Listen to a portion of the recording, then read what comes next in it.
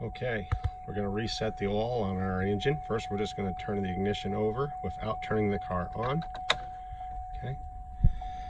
Yes, my hood is open. Okay, now it's going to say change engine oil soon. Okay, now we want to switch our display to, there it was. Hold on, I have to go back to it.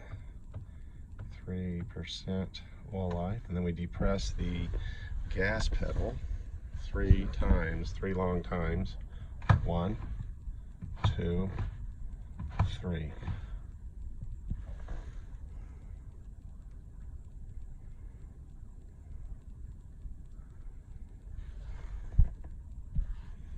There it is, 100% oil life remaining.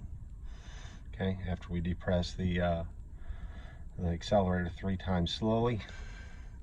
Just remember, you've got to go here, have it display the oil reading, then depress the gas pedal 3 slow times, and then it will reset the oil life remaining light indicator.